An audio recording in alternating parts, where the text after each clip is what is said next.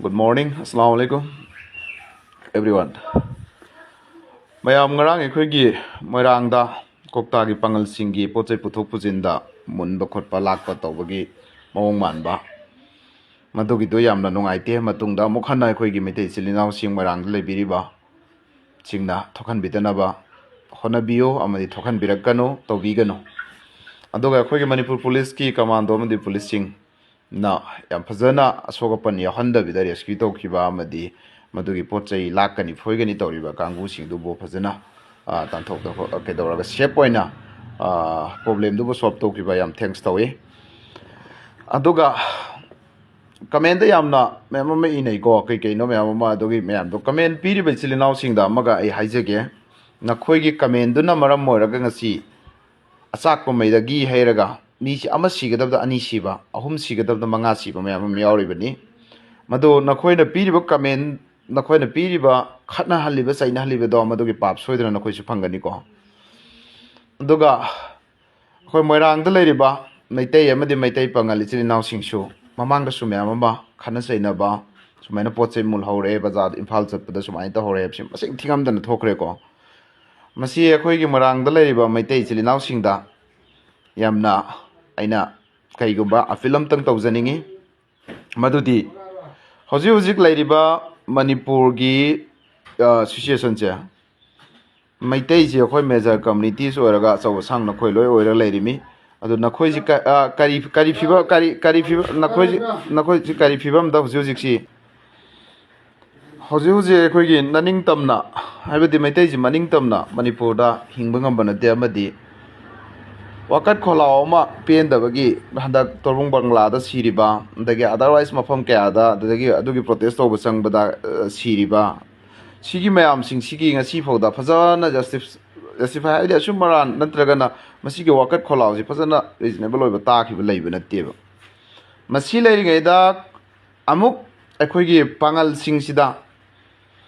khana chaina ba hauraga akhoi gi lambi chatpa khotpa da lambi yesiti sarkar gi ni yekna basu satkani nungsi basu satkani masida bu nakoina pangal sing ekoi gi kokta gi pangal sing meti pangal sing sida gi poche laugani mungani phoigani ki hangani na tawrisa masi nakoi yam phatte moirangi ekoi gi meti praja sing deina haijan yamna masi nakoi second thought yawda bagi wakhalne adubu nakoi amana phatraga meti pumnong phatte habe aroi aduga ekoi gi pangal chili naw sing deisu wa henjan ba haibi gano aduga akhoi gi maitai dagi su comment da kari da akhoi gi khanariba lal haurasi kholasi kaina haidu madu tawbigano aduga akhoi gi Manipuri government amadi Manipur da leiba CSO pumna magna masigi su se yam nemsan khinaba thuna honasi amadi Manipur government na thubu honabiyo masigum basi akhoi gi hek kuki ga kari gumba kamda ba lepaga pangal ga moirang kokta gi pangal moirang kokta pongal se adum tawr labne masi tawbigano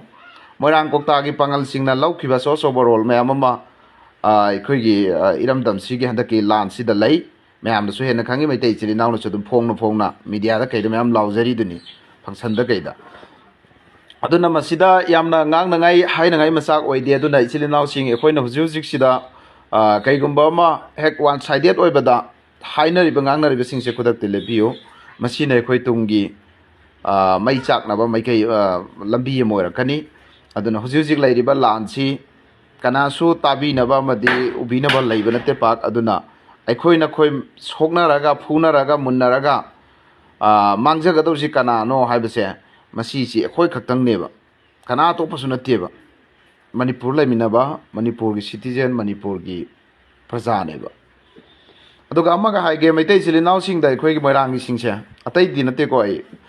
aina kenom khakta ga haijage akhoi sarga haiba amaga norok haiba amaga akhoi thainagi aigi hek kairo likai da leiriba maitai silinau sing aibu laik tambira ko oja guru sing sina haibi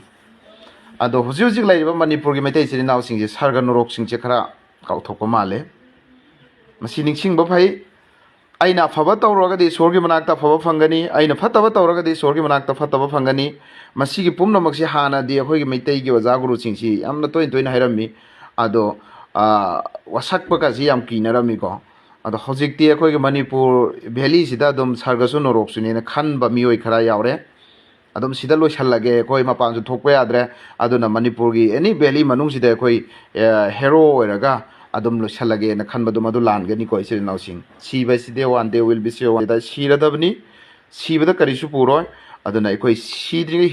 ꯍꯤꯡꯂꯤꯉꯩ ꯂꯩꯔꯤꯉꯩ ꯃꯇꯝꯁꯦ ꯁꯤꯗ ꯅꯨꯡꯁꯤ ꯆꯥꯟꯅꯅ ꯂꯩꯍꯧꯔꯒ ꯏꯁꯣꯔꯒꯤ ꯃꯅꯥꯛꯇ ꯀꯩꯒꯨꯝꯕ ꯈꯔꯇꯪ ꯑꯩꯈꯣꯏꯁꯨ ꯑꯐꯕꯒꯤ ꯁꯔꯒꯗ ꯂꯩꯔꯨꯅꯕꯁꯦ ꯈꯟꯃꯤꯟꯅꯁꯤ ꯑꯃꯗꯤ ꯃꯅꯤꯄꯨꯔꯗ ꯀꯝꯃꯨꯅꯦꯜꯒꯤ ꯏꯔꯥꯡ ꯑꯃꯗꯤ ꯈꯠꯅ ꯆꯩꯅꯕ ꯀꯨꯀꯤꯗ ꯄꯣꯠ ꯆꯩ ꯌꯣꯟꯕ ꯈꯣꯠꯄ ꯑꯗꯨ ꯑꯁꯤꯅ ꯃꯌꯥꯝ ꯑꯃ ꯁꯨꯝꯕ ꯃꯌꯥꯝ ꯑꯃ ꯍꯦꯟꯖꯟꯕ ꯉꯥꯡꯅꯔꯛꯏꯕ ꯃꯌꯥꯝ ꯑꯩ ꯇꯥꯖꯔꯦꯀꯣ ꯁꯣꯁꯤꯌꯦꯜꯗ ꯃꯁꯤꯁꯨ ꯇꯧꯕꯤꯒꯅꯣ ꯑꯩꯈꯣꯏ ꯑꯦꯅꯤ ꯀꯝꯃꯨꯅꯤꯇꯤꯁꯇ ꯑꯗꯨꯒ ꯀꯨꯀꯤꯒ ꯀꯩꯒꯤꯅꯣ ꯀꯨꯀꯤꯒ ꯇꯆ ꯇꯧꯗꯧꯔꯤꯁꯦ ꯄꯥꯉꯜꯒ ꯃꯩꯇꯩꯒ ꯀꯩꯒꯨꯝꯕ ꯂꯥꯎꯅꯔꯦ ꯈꯜꯂꯣ ꯀꯔꯤꯒꯤꯅꯣꯕ ꯀꯨꯀꯤ ꯇꯆ ꯇꯧꯗꯣꯏꯁꯤ ꯀꯨꯀꯤꯗꯣ ꯇꯣꯉꯥꯟꯕꯅꯤ ꯃꯦꯇꯔꯅꯤ ꯑꯗꯨꯅ ꯁꯤꯗ ꯄꯨꯁꯜꯂꯛꯀꯅꯣ ꯑꯗꯨꯒ ꯑꯩꯈꯣꯏꯒꯤ ꯃꯩꯇꯩ ꯏꯆꯤꯜ ꯏꯅꯥꯎꯁꯤꯡꯅꯁꯨ ꯑꯩꯈꯣꯏꯒꯤ ꯍꯧꯔꯁꯤ ꯈꯣꯠꯂꯁꯤ ꯍꯥꯏꯕꯁꯤ ꯀꯨꯀꯤ